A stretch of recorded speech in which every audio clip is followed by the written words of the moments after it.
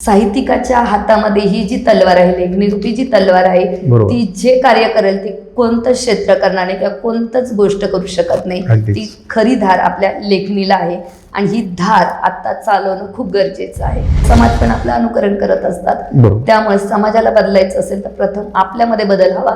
म्हणून बदल घडायचा असेल तर नक्कीच वेळ द्यावा लागणार आहे, कारण प्रत्येक आई वडील आपल्या मुलांवर संस्कार तर नक्कीच चांगला करतो. कोणत्याच आई बापाला वाटत नाही की आपली मुलं अशी बिघडली पाहिजे. नमस्कार, फायनल ड्राफ्ट्स प्रेझेंट जागर कवितेचा या यूट्यूब चॅनलमध्ये मी गजानन उफाडे आपलं पुन्हा एकदा सहर्ष स्वागत करतो. आज आपल्या या कवितेच्या कट्ट्यावर प्रमुख पाहुणे म्हणून ज्यांचं आगमन झालेलं आहे, निगडी नगरीच्या शान आहेत त्या आणि एक उत्तम शिक्षिका आहेत, कवयित्री आहेत, प्रतिमाजी काळे. आपलं अगदी मी मनापासून या आमच्या यूट्यूब चॅनल जागर कवितेचं मध्ये स्वागत करतो. मनापासून धन्यवाद आपले. कसं वाटतं तुम्हाला इथे येऊन आज? खूप छान वाटलं की एका कवितेच्या जागरमध्ये आपण खरंच आलेलो आहोत आणि कवितेचा जागर होणं खूप काळाची गरज आहे. बरोबर. ती गरज ओळखून तुम्ही आम्हाला आमंत्रित केलं त्याबद्दल मनापासून धन्यवाद. नक्कीच नक्कीच. आम्ही तुम्हाला तर केलंच आहे आमंत्रित, परंतु आम्ही तुमच्या कवितेला, तुमच्या शब्दांना या ठिकाणी आमंत्रित केलेलं आहे.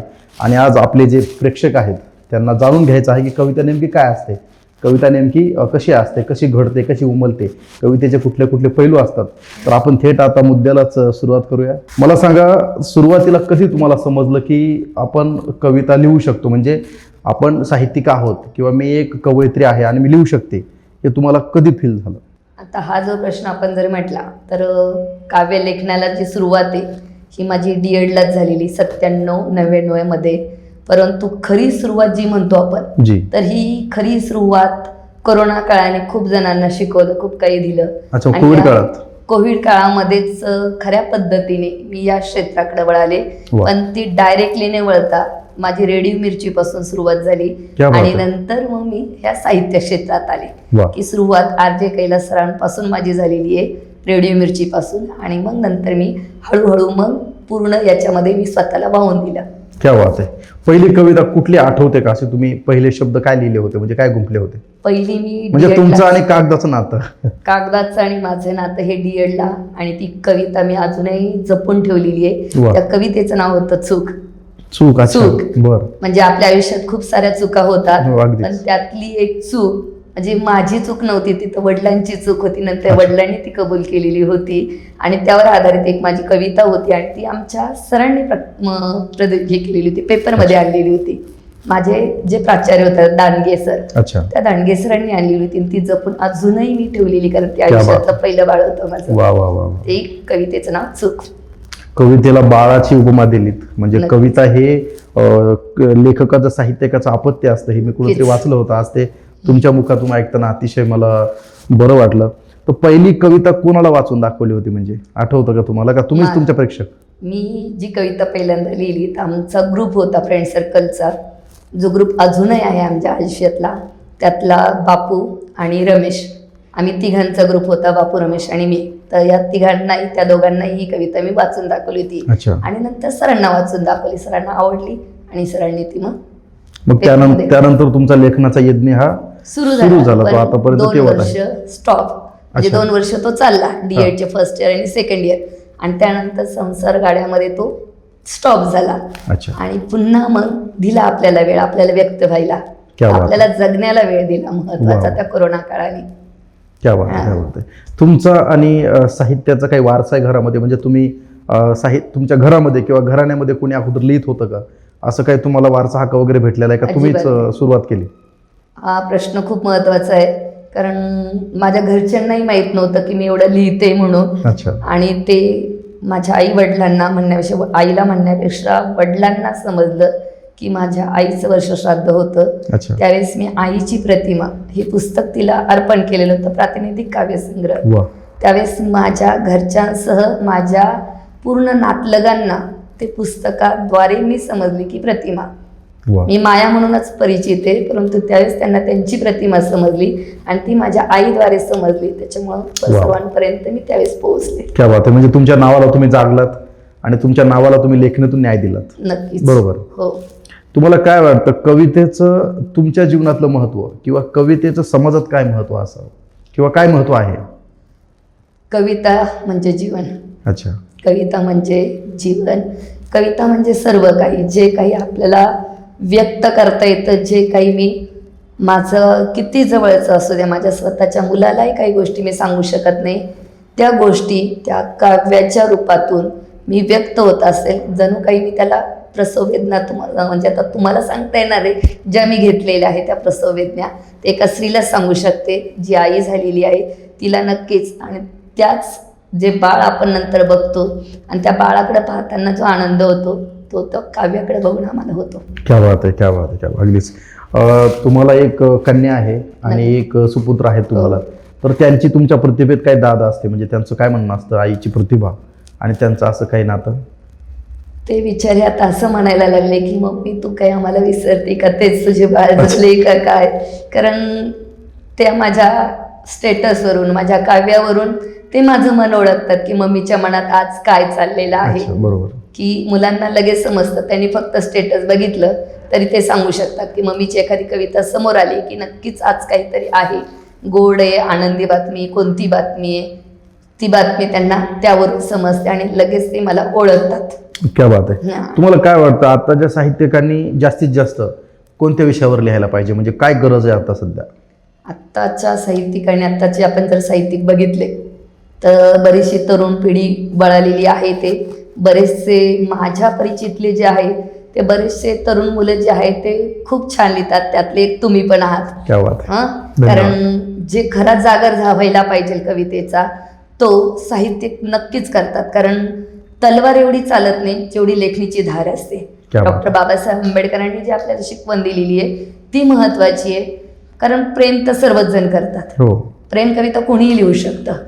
छोटा एक मुलगा जरी म्हटला तर आईचं आणि बाळाचं जे प्रेम असतं, परंतु साहित्यिकाच्या हातामध्ये ही जी तलवार आहे, लेखणी रूपी जी तलवार आहे, ती जे कार्य करेल ते कोणतंच क्षेत्र करणार नाही किंवा कोणतंच गोष्ट करू शकत नाही. ती खरी धार आपल्या लेखणीला आहे आणि ही धार आता चालवणं खूप गरजेचं आहे. जी धार चालवली तर नक्कीच जागर होणार, कारण काही ना काही अल्प प्रमाणात का होईना बदल नक्कीच होणार.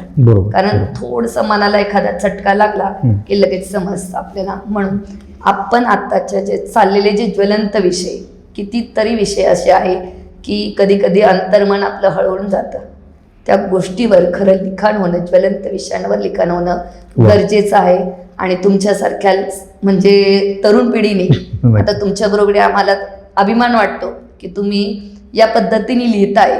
आणि असे कितीतरी आहे की तरुण साहित्यिक जे माझ्या फ्रेंड सर्कलमध्ये आहे, खूप छान लिहित आहे आणि त्यांनी असंच लिहितं राहावं असं मला मनापासून वाटतं. वा, क्या बात आहे. बरं, आता मला एक असं विचारायचं, कविता आणि कवी या दोघांमध्ये साम्य पाहिजे का, की म्हणजे कवी जसा लिहितो त्यानं तसं स्वतः अगोदर वागलं पाहिजे का लोकांना फक्त लोकांसंगे शहाणपण असं काही करायला पाहिजे? आता म्हणतं तुम्ही लगेच सांगितली की लोका सांगे ब्रह्मज्ञान स्वतः मात्र कोरडा पाषाण. हे असेल तर उपयोगच नाही. मी जर शेंगा खाल्ल्या नाही तर मी टरफल उचलणार. बरोबर, हे सगळ्यांना माहिती आहे. ज्यावेळेस आपण एखादी गोष्ट दुसऱ्यांना सांगतो तर त्यावेळेस तेवढं परखड किंवा त्या गोष्टीला आपण तेवढंच दाद दिलेली पाहिजे किंवा त्या पद्धतीने आपलं कार्य असलं पाहिजे, आपली वागणूक असली पाहिजे, आपलं बोलणं असलं पाहिजे. तर आपण नुसतं लेखणीला धार दिलेली आहे, परंतु प्रत्यक्षात तुम्ही त्या पद्धतीने नसेल तर उपयोग नाही ना. बरोबर, की आहे कागद आहे म्हणून कागदावर काही लिहून रिकामा झालं, परंतु प्रत्यक्ष तुम्ही जीवनात तसे वागत नसेल तर त्या कवितेला अर्थच नाही ना. बरोबर, कारण मुलं आपलं अनुकरण करत असतात. ह्या गोष्टी किंवा समाज पण आपलं अनुकरण करत असतात. त्यामुळे समाजाला बदलायचं असेल तर प्रथम आपल्यामध्ये बदल हवा आणि त्यानंतर आपल्या काव्यातर्फे आपण तो बदल करू शकतो. नक्कीच, अगदी मार्मिक असं उत्तर तुम्ही याला दिलेलं आहे. माझा पुढचा प्रश्न तुम्हाला असा आहे की आता आपण समाजामध्ये बघतो की कवितेचं पण बाजारीकरण झालेलं आहे. आता अनेक कार्यक्रम जे होतात पैशावर होतात, म्हणजे अक्षरशः कवींना लुटलं जातं असं आपण शब्द वापरला तरी काही हरकत नाही. तुम्हाला काय वाटतं, साहित्याचा बाजार झालाय हल्ली का कवींनी स्वतःला विकले? काय काय वाटतं? मला तरी असं वाटतं की एखाद्या बाजारात आपण जात, एखादी वस्तू आपल्याला घ्यायची असते, तो बाजार म्हणत नाही आपल्या माझ्या दारात आहे, आपण त्याच्या दारात जातो. बरोबर. मग त्यामुळे दुसऱ्यांना ब्लेम करण्यापेक्षा प्रत्येक कवीने किंवा प्रत्येक साहित्यिकांनी ठरवलं पाहिजे की जर मी माझ्या पैसे दिले नाही किंवा मी स्वतःला विकलोच नाही तर विकत घेणारा कशाला समोर येणार आहे. क्या बात आहे. त्यामुळे बरोबर. दुसऱ्यांना ब्लेम करण्यापेक्षा आपण स्वतःकडेच लक्ष दिलं पाहिजे की मला इथं जायचंच नाही, ज्या वाटेला मला जायचंच नाही ते वाट धरायचीच तरी कशाला आपल्याला. वा.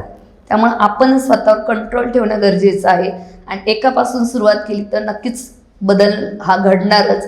कारण बदल घडायला जरा वेळ लागतो, कारण कोणती चांगली गोष्ट घडायची असेल तर त्याला नक्कीच वेळ लागतो आणि आपण चुकीच्या ज्या गोष्टी घडतात त्या चटकन घडल्या जातात.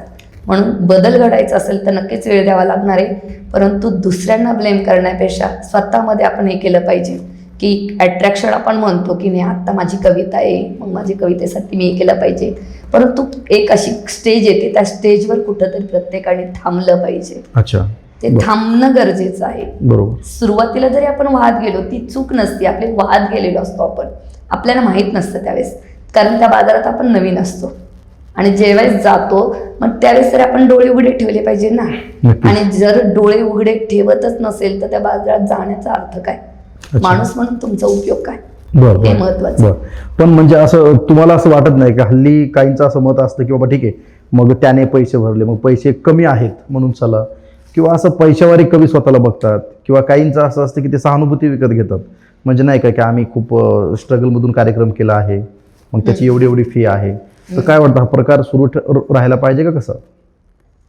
आता काही जण स्वतःचं म्हणजे काय म्हणतात बऱ्याच ठिकाणी सिंपती वगैरे गोळा करण्याची कामं. काहीतरी माझ्या घरी असं असं झालेलं आहे, माझ्याकडे पैसे नाहीये किंवा नाहीये तर थोडीशी मदत कर, किंवा मैत्रीण आहे तू मला मदत कर, मित्र आहे तू मदत कर, तुझ्याकडून नाही अपेक्षा करणार तर कोणाकडून अपेक्षा करणार. अपेक्षा करणं वेगळं झालं, परंतु डायरेक्टली म्हणणं किंवा डायरेक्टली नाही तू जर 500 रुपये भरले, तू जर 200 रुपये भरले तरच मी येणार, अच्छा, ही गोष्ट पूर्णपणे चुकीची आहे. बरोबर बरोबर. मला वाटलं की मला नाही ह्या साहित्यिकाला मदत करणं, खरंच त्यांची परिस्थिती कशी हे प्रत्येकाला माहीत असतं की कोणाची परिस्थिती कशी आहे, कोण खरंच कोणत्या हेतूने कार्य करतोय हे प्रत्येकाला माहीत असतं. कारण मी आत्तापर्यंत भरपूर साहित्य संमेलन भरू शकले असते, पण नाही, माझ्या आयुष्यात मी आता फक्त एकच साहित्य संमेलन घेतलं. ते का घेतलं तर त्याचे मागचे कारण असतील ना. आणि त्यावेळेसही मी काय केलं हे माझं मला माहिती ना, मी कसा पैसा उभा केला, काय केला. जरी मी शिक्षिका असले तर पैसा कुठं किती खर्च करायचा हे मला पण समजलं पाहिजे. मग जर माझ्याकडे नसेल तर मी कशाला त्या नदीत म्हणजे उडी मारायची, हे आपलं ज्याचं त्याला समजलं पाहिजे. नाही परिस्थिती तर आपण पैसे न गोळा करता असं मस्तपैकी कुठं गार्डन मध्ये बसून संमेलन भरू शकतो, घरातही भरू शकतो, असे छोटेखानी कार्यक्रम आपण करू शकतो असं मला म्हणायचं. खूप छान आणि ते उत्तम होतात. बरोबर. प्रदर्शनाची गरज नसते त्याला. बरं बरं बरं. अतिशय उत्तम बोलला तुम्ही ह्या विषयावर, आणि ह्या विषयावर बोलणं गरजेचं होतं, कारण हल्ली प्रबोधन आता दोनच असे राहिलेत, पण ते एक कीर्तनकार किंवा कवी लोकांना ऐकतात. आता हल्ली बाकीच्या तर जे आहेत एवढं लक्ष देत नाही कोणी, पण कविता अजूनही वाचणारा वर्ग भरपूर आहे. बरं, तुम्हाला काय वाटतं आता पुरस्कार, हल्ली मी असं ऐकलं की पुरस्कारांचं पीक आलंय महाराष्ट्रामध्ये किंवा कुठल्याही पातळीवर, तर पुरस्काराच्या सुद्धा टेबला आडून काहीतरी पैशांचा व्यवहार चालतो, याबद्दल काय मत आहे तुमचं? म्हणजे ओपनली बनायला म्हणजे आपण जर बोलायला गेलो तर बऱ्याच ठिकाणी असं घडतंय की ह्या हाताने दे आणि ह्या हाताने घे. अच्छा, बरोबर. तुझा हात जेवढा जड असेल तेवढा तो जड असेल, तेवढे समोरचे तेवढे नक्कीच ते समोरचं जड असणार आहे. हे बऱ्याच ठिकाणी घडतंय. पण पुरस्कार दिला तरच तू चांगलं लिहू शकतो का, किंवा पुरस्कार दिला तरच तुला पुरस्कार मिळाला मग आता तुझं नाव झालं, असं नाही ना. एखादा कवी अनंत राऊत सर घेतले आपण, मित्र कविता, त्यांची जी कविता आपण म्हणतो की त्या कवितेने ते ओळखले गेलेलं आहे ना. एकच आपलं असं करा ना, आणि एकच असं करण्यापेक्षाही आपण जे म्हणतो तर ते कुठं विकले गेले नाही, त्यांना आपण बोलवतोय आता. बरोबर. असं आपण आपलं स्टेज बनवलं पाहिजे किंवा आपल्याला तसं आपण ठेवलं पाहिजे. आणि पुरस्कार देणं किंवा घेणं तर कितीतरी असे पुरस्कार आहे माझे स्वतःचे. सुरुवातीला मी तुम्हाला म्हटले वाट भरकटलेली होती, पण भरकटलेली वाट पुन्हा आपण जागेवर आणणं हे आपल्याच हातात असतं. आणि ती वाट कधी यायची कधी नाही, आणि ज्याचं त्यांनी ठरवलं तर नक्कीच आपण योग्य रस्त्याला नक्कीच जाऊ. म्हणून पुरस्काराकडं नाही, पुरस्कार माझ्या घरात एवढे मिळाले म्हणजे मी खूप मोठी कवयित्री असं होऊच शकत नाही. पुरस्कार हा आपल्या मनाचा पुरस्कार सर्वात महत्वाचा असतो, आणि तो पुरस्कार आपल्या मनाने आपल्याला देणं गरजेचं आहे. आणि तरच तो पुरस्कार खरा असणारे पैसे विकत घेऊन पुरस्कार कोणीही घेऊ नये असं मला मनापासून वा वा. वाटतं. म्हणजे तुम्हाला असं म्हणायचं की कवींनी ट्रॉफीच्या पलीकडे जाऊन, पुरस्काराच्या पलीकडे जाऊन समाजात काहीतरी योगदान निर्माण नक्कीच. व्हावं यासाठी कवीने लिहिलं पाहिजे, यावर तुम्ही ठाम आहात. हो. बरं बरं. तर मला सांगा, तुमच्या आयुष्यातला व्यासपीठावरचा किंवा या आतापर्यंतच्या प्रवासातला एखादा संवेदनशील प्रसंग काय असेल तुमचा आणि कवितेचं नातं असं? म्हणजे नेमकी कुठल्या पद्धतीचं? म्हणजे तुम्हाला असा एखादा प्रसंग आठवतो का हां. की मनस्पर्शी काहीतरी घडलं या क्षेत्रात आल्यापासून, असा एखादा प्रसंग, किंवा तुम्ही एखादी कविता बोलताना भावुक झालात तर नक्कीच. तुम्हाला काहीतरी फील झालं ऑन द स्पॉट, तुम्हाला विषय असा बदलावा असा वाटला?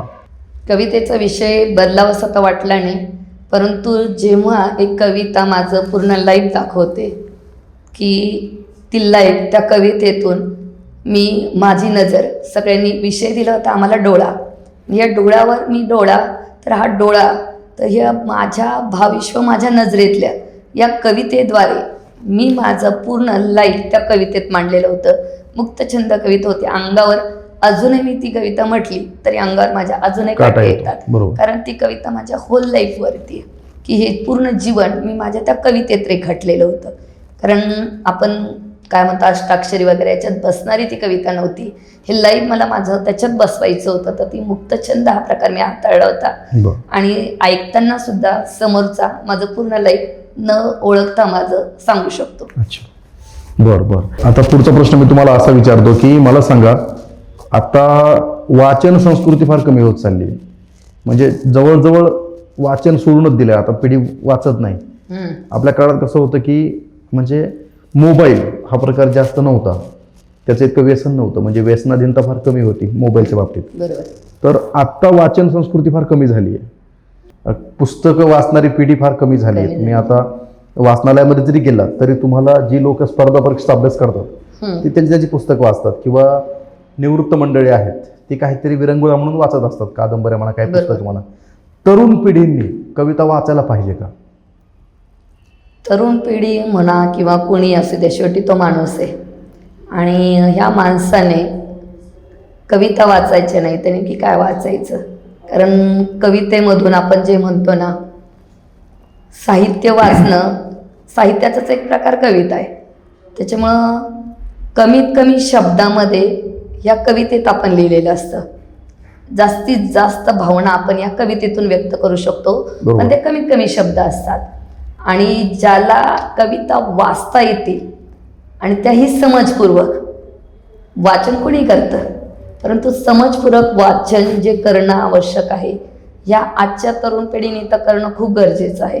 कारण कमीत कमी शब्दामध्ये त्याच्यामध्ये व्यक्त झालेलं असतं आणि त्या भावना आपण थेट लोकांच्या हृदयापर्यंत पोहोचलेल्या असतात.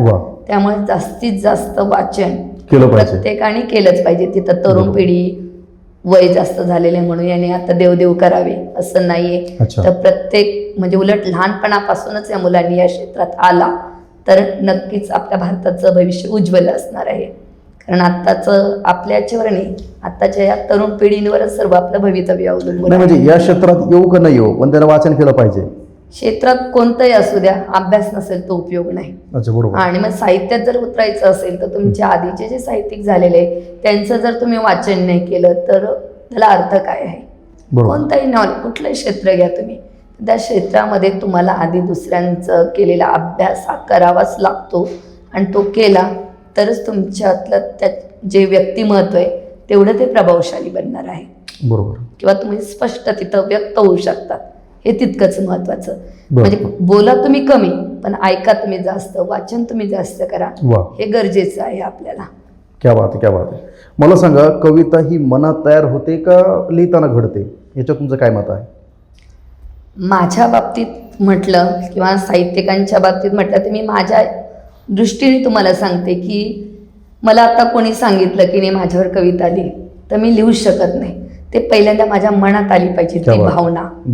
मला जर माझ्याजवळचं किती जवळचं असू द्या, पण जोपर्यंत ती व्यक्ती माझ्या मनामध्ये जात नाही, म्हणजे ती वस्तू असू द्या, इमारत असू द्या, काही असू द्या, निसर्ग असू द्या, पण तो माझ्या मनाला जोपर्यंत भावत नाही तोपर्यंत मी कागदावर त्याला उतरूच शकत नाही. म्हणजे माझ्या मनाला तो टच झाला पाहिजे. कोणत्याही दृष्टीने असू दे, कोणतीही भावना असू द्या, पण त्या मनाला टच होणं गरजेचं आहे. आणि जोपर्यंत माझ्या मनाला टच होत नाही, म्हणजे साहित्यिकाच्या मनाला टच होत नाही, तोपर्यंत ती कागदावर उतरणं अशक्य आहे. कधी कधी झोपताना कविता सुचते, कधी उठल्या उठल्या सुचते, कधी रडताना सुचते, कधी हसताना सुचते. तुम्हाला असं कधी असं वाटलं का एखाद्या वळणावर की आता मरू दे तिकडं, आता मला नाही लिहायचं, कविता बंद, मला आता काहीच वाचायचं नाही, मला क्षेत्रात पुढे जायचंच नाही, असा एखादा प्रसंग आला की नाही आता बंद, सगळं टाळेबंद करून टाकायचं, आपलं जे मी शिक्षिका आहे, माझं मीटर चालू आहे, म्हणजे माझी उपजीविका चालू आहे, माझं लाईफमध्ये काही कमी नाही आहे, असं कधी वाटलंय का की नको कविता तिकडे मरू दे? अजिबात नाही, असं कधीच वाटलं नाही? अजिबात वाटलं नाही. क्या बात. कारण कविता कधी आपण लिहू शकत नाही, तुम्हाला मी याच्या आधीच सांगितलेलं आहे. आणि मला ज्यावेळेस व्यक्त व्हायचं असतं, ज्यावेळेस मी कोणाजवळ व्यक्त होऊ शकत नाही, तर तीच माझी सखी असते. क्या बात, क्या बात, क्या बात. त्यामुळं मी त्यातूनच उत्कृष्टपणे किंवा मला हलकं करायचं असेल तर मी तेच माझ्यासाठी माध्यम जीवाभावाचं आहे आणि माझं सख्खं, कारण मला त्यालाच माझं मानते, माझंच एक रूप मानते मी त्याला. आणि त्यामुळं ती माझ्यापासून दूर जाणार नाही किंवा मी तिच्यापासून दूर जाणार नाही, हे तितकंच महत्त्वाचं. आणि अशी वेळ तर कधीच येणार नाही असं मला नक्कीच वाटतं, कारण ती मला प्रेझेंट करण्याचं कारण तीच आहे माझी कविता. तुम्हाला काय वाटतं, कविता हा समाजाचा आरसा आहे? बरोबर आहे. नक्की नक्की. काय सांगाल त्याच्यावर? कविता हा समाजाचा आरसा आहे. तर कविता, आपण एखादी कविता केली तर समाजामध्ये नक्की काय चाललेलं आहे, सध्याचे तुम्ही चित्र बघताय, वय बघितलं जात नाही, समोरचं कोणतं नातं आहे ते बघितलं जात नाही.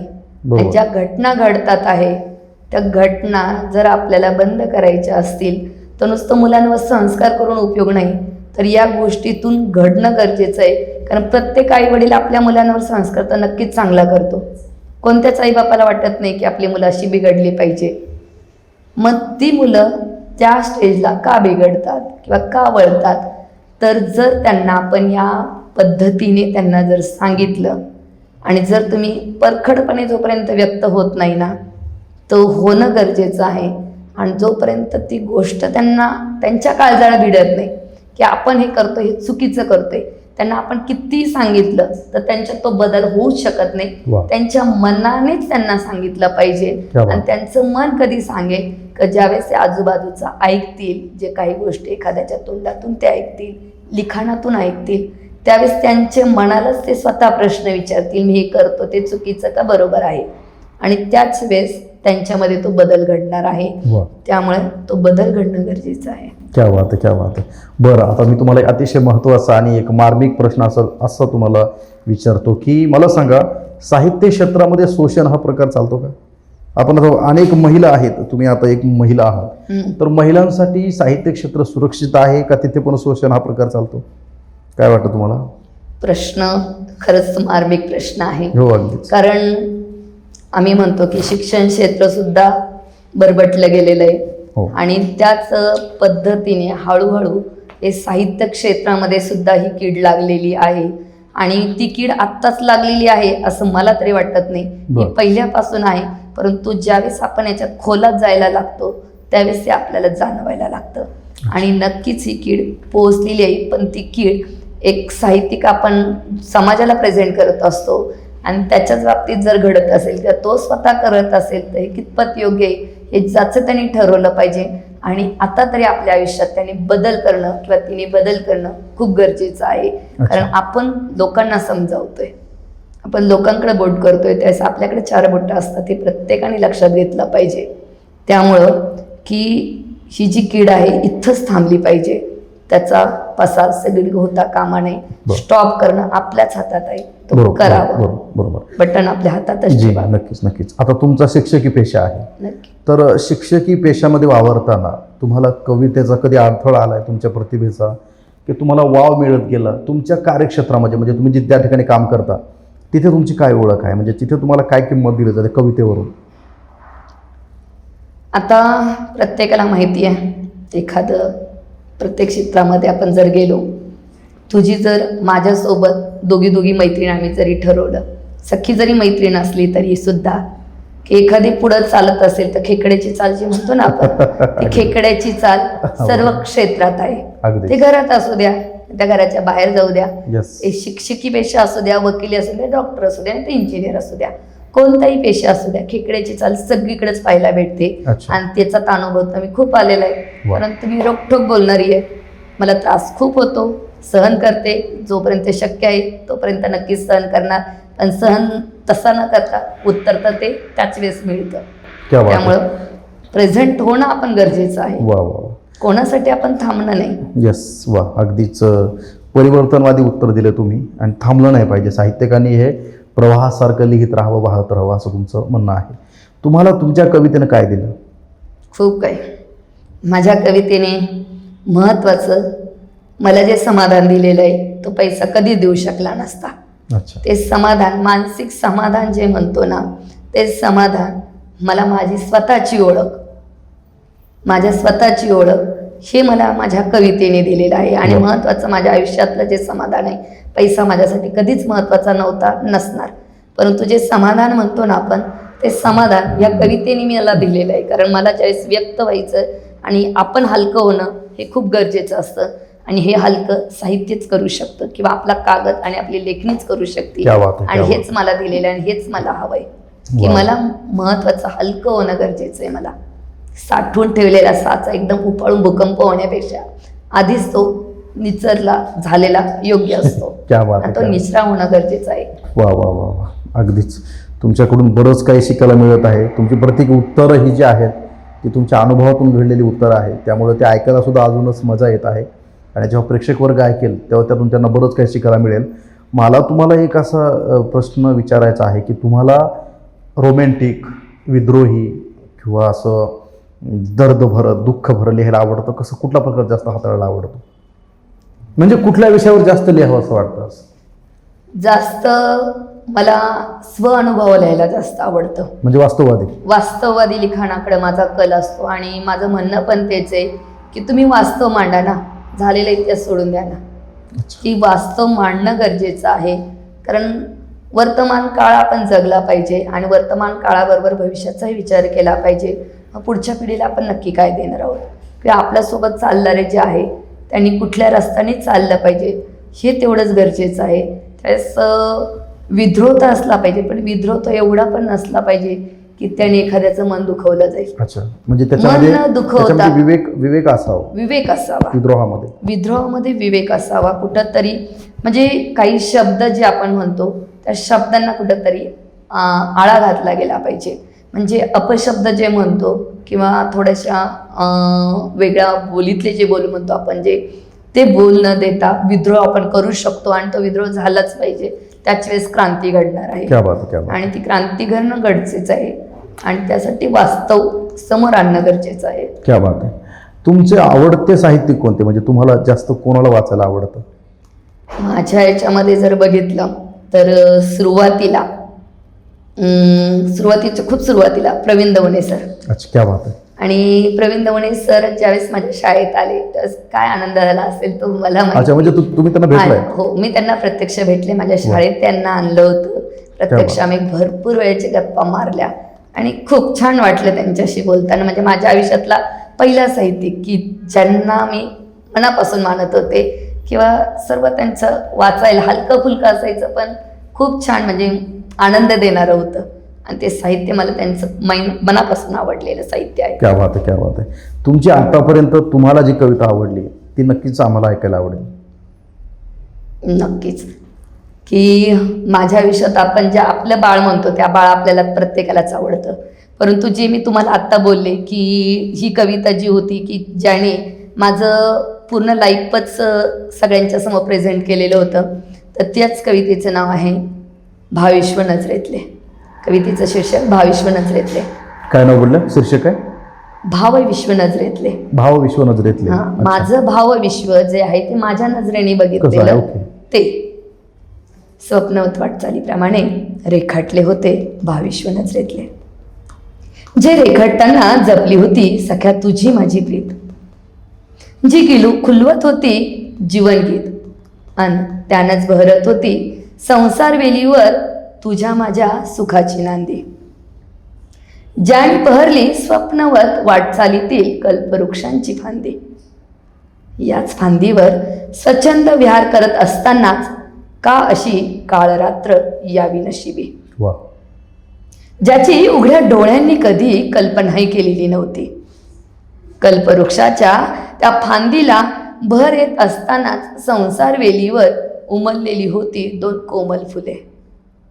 त्यांच्या निरागस बालमुद्रेत रममान होऊन स्वतःचे अस्तित्व रेखाटण्याचे मनोमन ठरवत असताना नियतीने घात करून घराचा खांब चिरवला. या वेदनेतून कसे बसे सावरत स्वप्नवत वाटचाल आजही चालताना त्यांच्याच तेज साक्षीला स्मरते आहे. कास त्याने दिलेल्या वाटेचीच धरते आहे. नजरेतला भाव लपवत काळजाच्या झालेल्या जखमा अलगद कोपऱ्यात दडवत या क्रूर रूढ परंपरेने स्त्री जातीची लक्तरी तोडलेली पाहून मनाची चलविचल होऊ न देता जगण्याचा वेडा अट्टहास, ताटमानेने जगण्याची तळमळ आतून कितीही तुटले तरी स्वतःला समजावत जगते आहे. विषमतेची खोल दरी मिटविण्यास नजरेत मूर्ती तुझी जपती आहे, तरीही अमानुष जग छळते. नाना प्रश्नांच्या मैफलीत मीच कुठे हरवली न जावो यासाठी चाललेली खडतळ खाचखळग्यांची अमानुष वाट धैर्याने मत चालायची आहे. तुझीच प्रतिमा मनात जपूनी प्राजक्त अंगणी फुलवायचं आहे. रात्राणी सम दरवळायचे, सौख्यगंध जपायचा आहे, भरभरून शिंपडायचा आहे. प्रेमाची स्नेहभूक शमविण्यास वा, सख्या विचारांचा जागर करायचा आहे. हीच कास धरताना आयुष्याच्या खाचखळग्यांनी भरलेल्या वाटेला उघड्या डोळ्यांनी स्मरते आहे. क्या बात. पण सख्याच्या स्वप्नात वाटचालीची आस लेकरांच्या सुखाला पाहून आनंद मनोमन पेरत आहे. प्रत्येक हृदयी कोरत आहे, प्रत्येक हृदयी कोरत आहे, प्रत्येक हृदयी कोरत आहे. क्या बात आहे, क्या बात. आत्ता येतं लक्षात की कविता तुम्हाला ही कुठल्या ह्याच्यावर सुचली असेल आणि तुम्ही हिला बाळाची उपमा देता. म्हणजे अगदीच तो जो ममत्व असतं साहित्यिकाच्या ठिकाणी, जो एक मर्मभाव असतो ते यातून आपल्याला दिसून येतो. तर मला एक सांगा की समजा एक शेवटच्या क्षणी आपल्या आयुष्याचा तर शेवट तर कोणाला माहीत नसतो. आता नियती आणि विधिलिखित जे असतं ते होतंच. पण जर तुम्हाला असं वाटलं की अखेरची कविता लिहावी तर कुठल्या विषयावर तुम्ही लिहाल? माझं जीवन, माझी 2 लेकरं आणि मी. अच्छा. जे सध्या माझं आहे तेच. क्या बात. त्या माझ्या मुलांसाठीच ते अर्पण असणार आणि ती मुलं आणि मी हेच माझं शेवटचं विश्व असणार आहे. वा वा. पहिल्यापासून तेच विश्व होतं आणि ते कायमच मी स्मरत राहणार आहे. क्या बात. तुम्हाला काय वाटतं आतापर्यंत कवितेने समाजाला काय दिलं? म्हणजे काय भूमिका आहे कवितेची समाजामध्ये? म्हणजे फक्त प्रबोधनापुरतं तिचं महत्त्व आहे का त्याच्याही पलीकडे असं काय देते कविता समाजाला? प्रबोधन तर नक्कीच करते कविता, परंतु समाजाला दिशाही देत आहे आजकालची कविता. कारण आजकालचे आपण कवित बघितले तर खरंच काही जे ज्वलंत विषय जे आहे ते कवी खूप सुंदर पद्धतीने हाताळत आहे. आणि काही आपण जर बघितले तर एकदा नाव झालं की चाललेच आहे. बरोबर. चढले कवती चढलेच आहे. डोक्यात हवा गेली हवा गेली तर ती हवा गेलेलीच आहे. परंतु आजकालचे काही कविता खरंच उत्तम कविता लिहित आहे आणि त्या कवितेची खरंच गरज आहे. आणि ते मांडणं आणि ती मांडण्याची पद्धत सुद्धा त्यांची खूप सुंदर आहे. तुमच्या आतापर्यंत किती पुस्तकं वगैरे काय? माझे स्वतःचे जर बघितले प्रातिनिधिक वगैरे धरून जवळजवळ 8-10 पुस्तकं झालेली आहे. परंतु माझे स्वतःचे, माझं पहिलं अपद्य मी प्रतिमा माझी प्रतिमा, जी माझी कायम स्मरणात राहील, आणि पुण्यश्लोक कर्मयोगिनी अहिल्यादेवी होळकर यांचे 2 पुस्तकं, माझ्या आईची प्रतिमा, निसर्ग प्रतिमा, हे माझं शब्दांची प्रतिमा, हे माझ्यासाठी खूप महत्त्वाचं आहे. आणि काही प्रातिनिधिक काव्यसंग्रह केलेले आहेत. त्याच्यामध्ये तर म्हणजे मी स्वतः त्याच्यातले संपादक होते. त्यामुळे स्त्रीशक्तीचा जागर माझा कायम विषय असणार आहे आणि स्त्रीशक्तीचा जागर माझ्या कायम कवितेतून होणार आहे. तिच्यासाठी कायम माझी कविता न्याय मागणार आहे. किती माझी धुळी फाटकी असू द्या, परंतु ती कायमच न्याय मागत राहणार आहे. क्या बात आहे. म्हणजे तुम्हाला असं म्हणजे तुम्ही लिहित राहणार नक्कीच. यानंतर पण साहित्य निर्मिती तुम्ही करत राहणार आणि जितका भावनेचा पसारा होईल, जितका अनुभवांचा पसारा होईल, तितका पुस्तकांचा संग्रह, पुस्तकांचा संचय वाढत जाणार, याच्यात काही शंका नाही.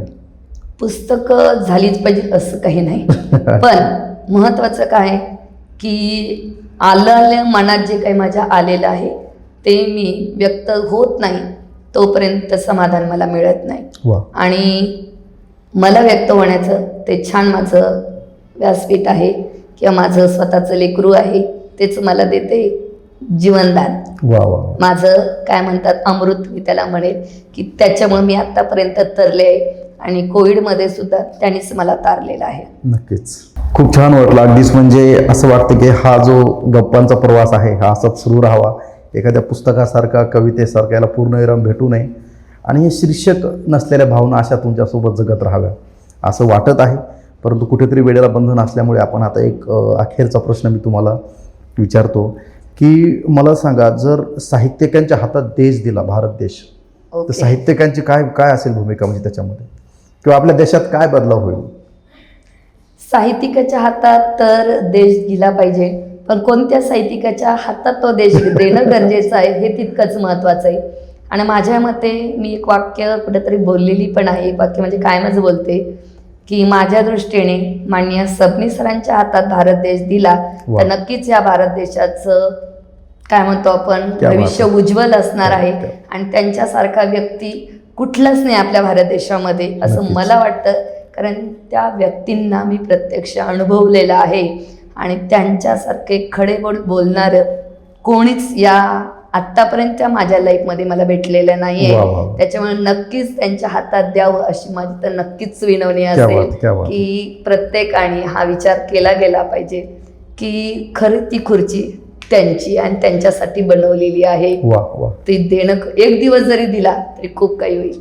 आता तुम्ही ज्यांचं नाव घेतलं 89वे अखिल भारतीय साहित्य संमेलनाचे ते अध्यक्ष होते आणि हयात अध्यक्ष म्हणून त्यांना ओळखलं जातं.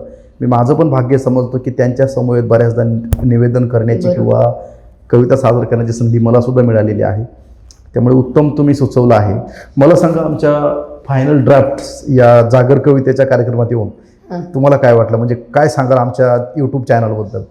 नक्कीच की आपलं जागर कवितेचा जो आहे की तुम्ही जे नाव दिलेलं आहे ते परफेक्ट नाव आहे आणि हा जो जागर होणं गरजेचं आहे. बोलबोला गोड बोल कोणीही बोलतो आणि चव आपण म्हणते पुढच्या शेंड्यावर असते आपली, परंतु थोड्याशा काही गोष्टी अशा असतात की जागर होणं खूप गरजेचं. जागरण गोंधळ तरी का घालतात, त्यासाठीच घालतात ना. आणि हा कवितेचा साहित्यातला एक प्रकार आपला हा कवितेचा जागर होणं खूप गरजेचं आहे आणि तो उत्तम पद्धतीने तुम्ही करत आहात हे त्यासाठी तुमचे आम्ही मनापासून आभार मानतो की तुम्हाला हा विषय सुचला आणि तुम्ही तो प्रेझेंट करताय सर्वांच्यासाठी. हे खूप महत्त्वाचं आहे, कारण जागर हा प्रत्येक गोष्टीचाच झाला पाहिजे आणि हा होतोय यासाठी तुमचे मनापासून मी आभार मानते आमच्या सर्व साहित्यिकांच्या वतीने. अगदीच खूप छान वाटलं. अगदी तर ह्या होत्या प्रतिमाजी काळे आज यांच्यासोबत आपल्या फायनल ड्राफ्ट्समध्ये जागर कवितेचा मध्ये गप्पा मारून आम्हाला अतिशय आनंद वाटला. आणि पुढेही भविष्यामध्ये जर संधी भेटली तर नक्कीच आम्ही तुम्हाला नक्कीच बोलू आणि परत तुम्ही आम्हाला एक संधी द्या. तुमच्या अजून काही अनुभव आणि तुमच्या पुढील वाटचालीस, तुमच्या इथून पुढच्या शब्दांच्या प्रवासाला, तुमच्या पुस्तका संचयाला किंवा जे साहित्य निर्मिती कराल याला आमच्याकडून खूप साऱ्या शुभेच्छा. आपण आलात, मौल्यवान वेळ दिलात, आपले खूप आभार. परत एकदा धन्यवाद. मनापासून धन्यवाद.